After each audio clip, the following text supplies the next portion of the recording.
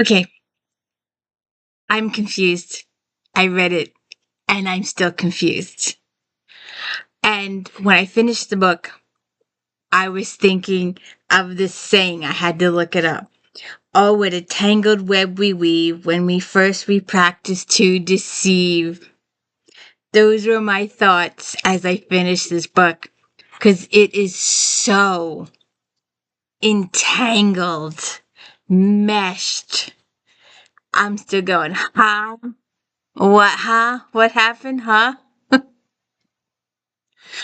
Welcome to the D. Louise book series. I'm Christina Kirstina. This is where I read books, talk about books, no special effects, no theme music, none of that fancy schmancy stuff going on here. So anyways, I don't know with C-Book and Selena and Trudy and I don't know what the other papers are. Trudy and Leaf. Thank you all for your continued support in watching my videos. I was thinking today that if you are watching my videos today, if you could please, I just went and looked. There are over 72 if then videos, but I got screwed up with the numbers, so right now they're only numbered in the 50s, but there's over 72 of them. You got to go back and check out the first ones. I'm looking for new books to read, and I'm like, I should just go check out my own videos. The point of view of the cat, if then. Forensics books. Forensic detectives and homicide detectives and men in kilts and vampires and all those early if-thens and the lawyers and the black authors and the Native American authors. Go check all of those out. But anyways, let's get to this book now. It is book 30 in the Alex Cross series. And we have 3 cases, possibly 4 cases that intermesh, that combine. You know, sometimes like in the Catherine Coulter's books, sometimes Sherlock has her own case and then Savick has his own case, and sometimes they mesh and sometimes they stay completely separate. So Alex is researching and investigating this family man killing. Someone is going into the house of wealthy individuals and killing everyone in the family, including the children. And people cannot find a rhyme or a reason or a connection or a motive for these killings. They're happening randomly. They're happening in different states, different cities. The people have no connections, none of that. And I thought early on, and it wasn't brought up again, that Ali, the little boy, had solved one of the earlier murders by suggesting a good thing to his father, and he suggested that it may be the kids. Maybe they go to the summer camps together. But that was never brought up again. It was never mentioned again. It was just left. It was just dropped in the bucket, and then forgotten about, kicked aside, never saw it again. So someone is killing these family members. And they're going into the house silently and just killing everybody. So Alex and John Sampson are working the case. And Sampson is there, but he's not there. He's like over there. He's like over there in the room. He's like over there, back there. And Ned Mahoney's there too. But it's not like... And you're wondering who... You don't see any other New York, DC cops. You don't see Alex going into the station. Although I think he's left now, right? So who is he working for? Who's paying Alex's paycheck? And John Sampson is still working for the cops, right? So how come he's not going to report to work? How come we don't see any other cops? How come every time we go to a scene, it's John, Alex, and Mahoney at the scene and nobody else? So I had questions there. But they just keep going to these scenes. Then Bree is working the case with her company. She works, and I didn't write it down. I should have. She works for this company at doing investigations. And this company tells her boss Elaine tells her that she is going, here, I'm going to give you these folders, but you must sign this non-disclosure. You must say that none of the stuff in these folders you will reveal to anybody else. And you are going to investigate this. And if you find something, then we'll pursue it publicly. So Bree is doing all this goose chasing around town, around New York, in the fashion industry. Supposedly, it's a human trafficking thing, but they never actually do any of that stuff. You never actually meet any of the victims. You never actually see any stuff or get any proof. It's all the outside, the fringes of the case. You never meet any of the victims. You never really get proof of anything. Then there's this there's two other things. So Bree is having a really good time with her assignment.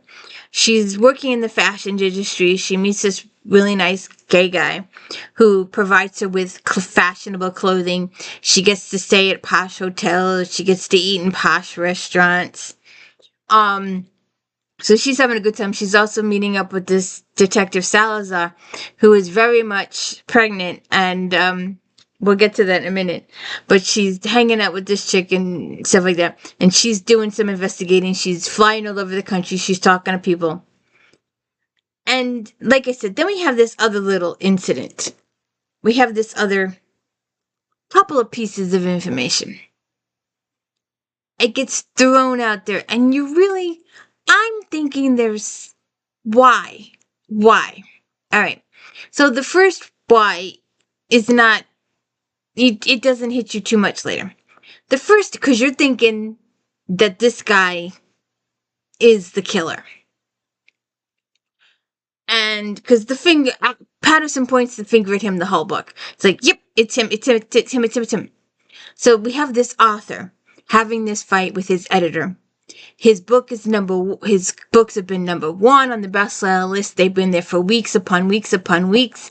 He wants millions and billions of dollars for his next book.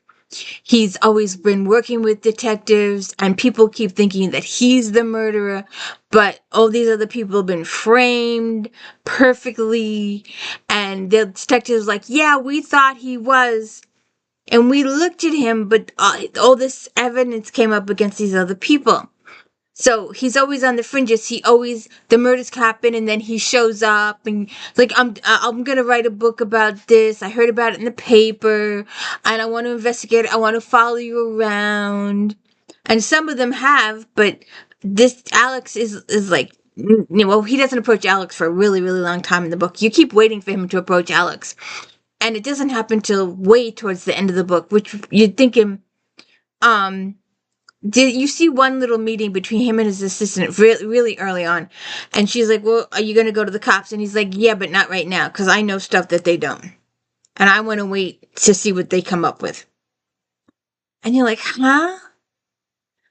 So, I mean, that gets like pushed to the side. You really don't see much. Then there's this Suzanne lady who was his editor. And she's just like in panic mode the whole book. And you don't know where her head's at. And you're just thinking this woman is screwy. And first she claims she's thinking this stuff over Thomas. Then she makes a pass at Alex. Alex goes running to Bree and says, Bree, this is what happened. She was in a panic attack over Thomas Tull, and she wanted to talk, and she gave me all these paperwork, and then she made a pass at me, and I immediately left her room and came to you to full disclosure. And Bree's like, you stupid. You shouldn't have gone to her room. He goes, I know. So we've got that stuff going on. This Thomas Tull is making a presence. And you're sitting there going, he's the killer, he's the killer, he's the killer. But they keep bringing up these other people, and all this stuff keeps happening. And they keep clearing him and clearing his name, and he's getting alibis and he's got all this stuff. Meanwhile, Bree is getting involved in this meeting with all these financial people. She's going to these parties. She goes to this one party, and she's supposed to be digging on this financier, fashion designer person, and somebody comes in and kills everybody at the party. And like, huh? It's like a big hit. And then, so she has to go for police. She has to make statements. She was, her and her pal cohort had wired the gay fashion designer guy, and he had gone and wired with, and he's like talking to them, and they're text messaging him his responses because it's only a one-way hearing thing, and they have him questioning all people, but then the shooting thing happens and that destroys that. And then there's a second shooting, and they're like, this has to be an inside job. Someone knew the layout of this house. Someone knew where to go, how to get in and how to get out. So they're doing all this stuff. But you really don't get the human trafficking. You don't meet the victims. You don't see any evidence of this. You don't anything like that. So she never actually got that. But it turns out that the financier, the fashion person, is in debt. Huge, massive $400 million in debt. So you're going with Bree, then you're going with the murders, then you're going with Bree, then you're going with the murders. And every once in a while you check in on Thomas Tull, and then you go with the murders, and then you go with Bree, and then you check on Thomas Tull. And then in the middle of all this, now this is, in one of the books it made kind of sense, I guess. John Sampson and Alex had used this company that feeds all the information into the computer, and it shoots out, with the algorithms and stuff like that, and it gives you a possible person, suspect, or motives or whatever. So they go to this big company voluntarily, who they've been vetted before and they've used them before, and to find out about the family members. And they give him information that no one else has, and the guy puts it in the computer, and he's supposed to spit out answers. In the middle of all this, you know how it's been, I think it's been several different people.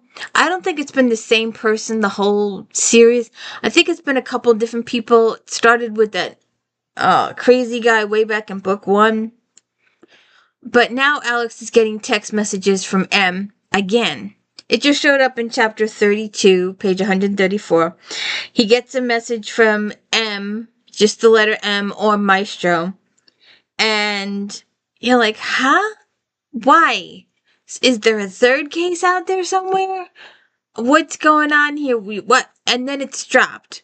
It's mentioned, it's talked about a little bit, and it's dropped. And then we go back to the family man stuff. And Janie has some personal triumphs with her track and field stuff.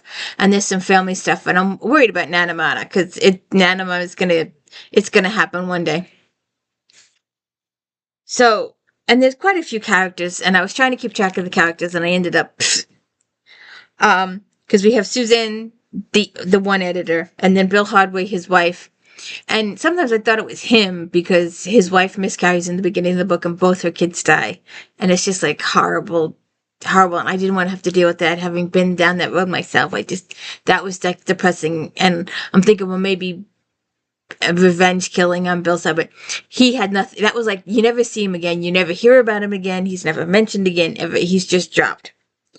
And then you have Thomas Tull, of course, the author, and then Lisa Moore is Thomas's assistant, and then Suzanne was his editor, but she gets fired after she loses his case, because he had come in demanding more money, and she went up a couple of dollars, and she expected him to come back, but he never came back. He took somebody else's offer. And then we have this Francis Duchesne person, the person that Bree is investigating, and Tess Jackson, her rival, who is involved in the investigation. And Bree doesn't know who hired her. Her company, like I said, they had to sign the non-disclosure and all that kind of stuff. So you got to deal with that stuff. So that's your Bree. It's going to be a money thing, but it's never really invested. There's never really a case there. It ends up with the shootings, and it ends up being on the it's like this is the case, and they only went on the fringes of the case. They never actually divulged in the meat and the potatoes of the case. They only went around the edges of the case. They never actually in it. And the family crimes, we never really we got into it, but there were so many that, and the cases just ended up merging at the end, surprisingly by a weird way. Although you kind of saw it. I mean, there were itty bitty microscopic hints here and there about it. But when Bree is in, she finally finds out who hired her company to do this stuff, and it leads back to Alex's case, and you're like, oh, they're gonna mesh, and they mesh around the edges. They don't mesh. They don't go inside. They don't mesh fully like that, but they mesh on the fringes, and they have a connection. They have the two cases have a third and fourth party connections. So they're connected by two people. And I think that's going to be the next, because this is the next book. I think this is the book that this is John Sampson's point of view. So this is your next book. I called it 30.5. It's the book that follows this. So we will read this next. It's the only book told from John Sampson's point of view, and I've been anxious to get a look at it. Then we have 31, Alex Cross Must Die. And then we have The House of Cross. So those are your next books. But so check this out, and you're thrown for a loop at the end. You really are thrown for a loop at the end. They're like, guess how these two cases connect. Guess who the connecting chess piece is. Who the connecting parts are. And you sort of suspected it in the beginning, because you're looking at the Thomas guy, and you're looking at these other people going, why did John and Alex go to these people? Why did they involve these people? And they throw them the bone, and it gives them the information that they shouldn't have, and it opened the door. And it also reveals a whole bunch of stuff. The last couple chapters is a surprise. They're throwing water on Alex, figuratively speaking. So check it out. Don't forget to hit the like and subscribe. I could use all the support I can get. And go check out those earlier If Thens and Flashback Monday, where we talk about all the books in Romantic Time Book Review magazine.